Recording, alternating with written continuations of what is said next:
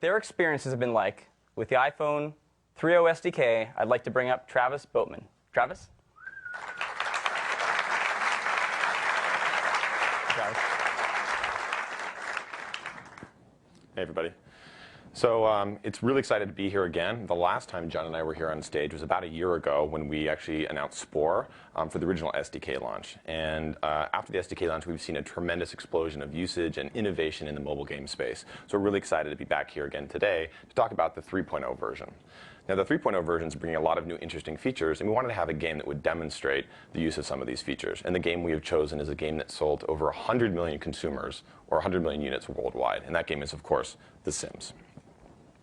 Now, you can see here on The Sims, we've got a character who's waving at us. He's probably as comfortable as I am here on stage, so we'll call him Scott. So let's go ahead and bring Scott into the game.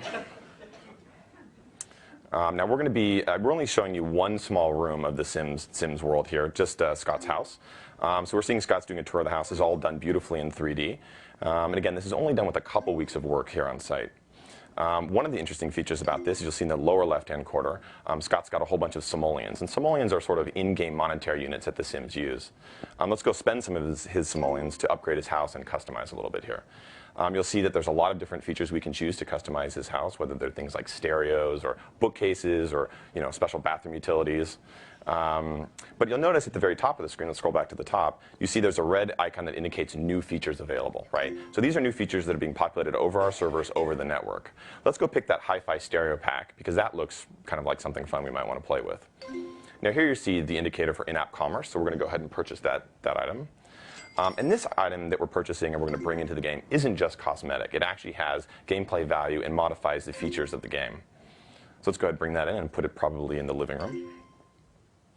So we showed you a little bit of in-app commerce. The second thing we're going to show you is the media access. So this particular stereo, Scott likes it.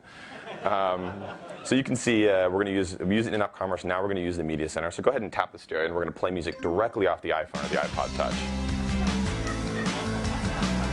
So he seems to like that. And if you don't like that music, you can tap it again and go to the next song. That seems pretty good. So we're hoping that if our Sims like it this much, so will our consumers. And that's an example of what you can do with the SDK 3.0 for iPhone. And that's The Sims 3, and we're Electronic Arts. Thanks, everybody.